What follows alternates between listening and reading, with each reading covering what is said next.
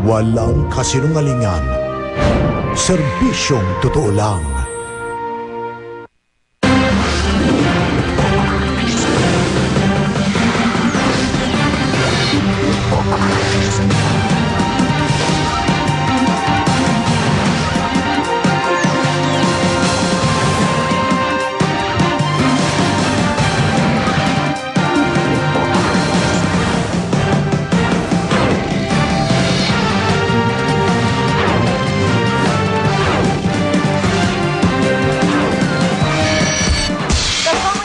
Liga ng Katotohanan. Narito na mga balitang dapat nating sama-samang saksihan. State of imminent disaster. Dineklara na sa Albay, bunsod ng patuloy na volcanic activity ng Mayon. Mga nagbabagang bato, tuloy ang pag-agos mula sa bunganga ng bulkan. Libo-libong pamilyang nagsilikas, posibleng sa evacuation center ipagdiwang ang Pasko. Sigarilyo, posible umanong mitya ng pagsabog at pagkasunog ng kotse sa Taguig na ikinamatay ng isang lalaki. 200 tao magpapasko ng walang bahay dahil sa sunog sa New Manila, Quezon City. Inisyal na listahan ng mga opisyal na kandidato sa national position para sa eleksyon 2010, inilabas na 8 presidentiable at 8 vice presidentiable nakapasok. 19 na akusado sa pagdukot at pagpatay sa Filipino-Chinese na si Betty Chua C. Sinentensyahan ng habang buhay na pagkabilanggo. Ilang fratmen sa UP Diliman tumakbo ng hubot-hubad para kondenahin ang Maguindanao Massacre. At mga simbahang Katoliko handang-handa na para sa tradisyonal na simbang gabi. Nagbabanta sa 6 na sitio sa Legazpi City ang patuloy na pag-agos ng nagbabagang bato mula sa bunganga ng Bulkang Mayon. Bukod pa yan sa mga pagyanig at pagbuga ng abo at para lalong mapaghandaan ang posibleng paglala ng sitwasyon, dineklara na ang state of imminent disaster sa buong Albay para magamit ang Calamity Fund ng lalawigan. At live mula sa Legazpi City, Albay, saksi si Oscar. Oscar. Vicky Igan, sa mga sandaling ito ay hindi na ganun ka-visible yung mga nagbabagang bato na lumalabas dun sa bunganga ng Bulkang Mayon. Kung ikukumpara yan dun sa nasaksihan natin na kani-kanina lamang. Samantala, isinailalim na sa state of imminent disaster ang lalawigan ng Albay dahil sa patuloy na pag-aalboruto ng Bulkang Mayon. Mayat may ang volcanic earthquakes, patuloy na ash explosions at pagbuga ng mga nagbabagang bato. Ilan lamang ito sa mga pinapakitang pag-aalboruto ng Bulkang Mayon kung kaya't itinaas na sa Alert Level 3 ang alert status. Kaninang alas 11 ng umaga, naobserbahan na sa 500 metro mula sa labi ng crater ang lava front. Pero yung nahuhulog na nagbabagang bato, umabot na sa 3 kilometro. Posibleng maapektuhan ng lava flow ang mga sityo ng Bonga, Matanag, Buyuan, Bigaa, Padang at Bagong Abre sa Legazpi City. Kaninang hapon, idineklara ni Albay Governor Joey Salceda na under state of imminent disaster ang lalawigan ng Albay.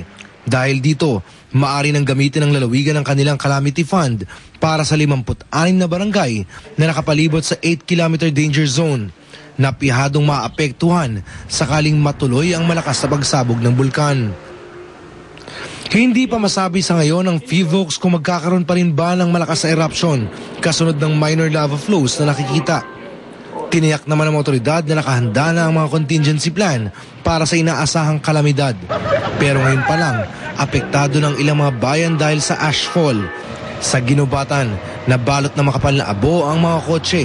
Ilan sa mga residente nagsuot na ng mask. Kilalang isa sa mga pinakaaktibong bulkan sa bansa. Huli nag-alboroto ang Mayon Agosto noong nakaraang taon kung saan nagbuga ito ng abo.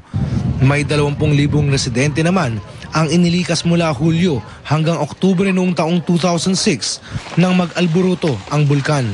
Walang pumanaw noon pero pagdating ng Nobyembre, mahigit 1,000 ang patay dahil sa pag-agos ng lahar ng bulkan dulot ng bagyong Reming. Igan, Vicky, ngayong gabi, patuloy ang evacuation ng mga residente sa mga peligrosong lugar sa Kamalig, Daraga at Legazpi City. Live mula dito sa Legazpi, Albay, Oscar Oid ang inyong saksi. Libo-libong residente sa paligid ng Bulkang Mayon ang lumikas mula ng itaas ng FIVOX sa level 3 ang alert status. At kung magtutuloy-tuloy ang sitwasyon, malamang sa evacuation center na nila ipagdiwang ang Pasko. Darito ang report. Kung hindi titigil sa pag-aalboruto ang Bulkang Mayon, malamang sa mga evacuation center magpapasko ang libo-libong residente sa ilang bayan sa Albay. Kanina, daan-daang residente mula sa 6-kilometer permanent danger zone sa bayan ng Kamalig ang inilikas na. Sa tindi ng kanilang naranasang ash explosion mula sa bulkan, ayaw na raw nilang magbaka sakali. Siyempre, takot na takot. Baka magaya kita nung isang ano yan, isang beses pa ganyan po. Nakaraan na pagtuga yan. Sa tindi ng alikabok, kakulangan naman sa face mask ang problema. Karamihan pa man din sa mga nasa evacuation center, pawang mga bata. Kasi nalalanghap ko ng mga bata yung kawawa naman. May mga asma pa naman yung ibang bata dito. Ayon sa Office of Civil Defense, mahigit 2,000 pamilya na ang lumikas mula sa iba't ibang lugar sa paligid ng Mayon. Target daw nila mailikas sa mga susunod na araw ang halos 10,000 pamilya o mahigit 47,000 tao. Mula yan sa mga lugar sa paligid ng Mayon, gaya ng Tabaco City, Malilipot, Daraga, Kamalig, Ginobatan at Ligao. Handa naman daw ang Office of the Civil Defense mula sa paglilikas hanggang sa pagbibigay sa mga evacuee ng kanilang pangangailangan. Meron pa kami sa ngayon, pero sa susunod, maganda naman ang coordination namin for support with other agencies, government and non-government organizations. So, sa tingin namin, baka kaya namang sustain. Itataas na rin ni Pangulong Arroyo ang NDCC, pati na ang DSWD na paghandaan ng posibleng paglalaan ng sitwasyon sa Albay. Para sa saksi, Sherian Torres, nag-uulat. At sa ibang balita, sinisilip ng mga investigador ang posibilidad na sigarilyo ang mitya ng pagsabog at pagkasunog ng isang kotse sa Taguig City. Isang lalaki po ang patay sa insidente. Saksi si Ivan Mayrina. Malakas sa sirena ng mga pulis at bumbero at mga gwardyang di na magkamayaw sa pagresponde sa umuusok na kotse. Ito ang tagpong dinatnan ni Jel Villanueva at ng kanyang mga kaopisina kanina tanghali sa tapat mismo ng Serendra sa Bonifacio Global City sa Taguig. Kala namin may nagbabarilan or something. Kasi yun, bigla na lang sumabog yung kotse, yung cart, and then umapoy siya. Ang vlogger na si Judge Santa Maria nakuna ng pinanggalingan ng makapal na usok.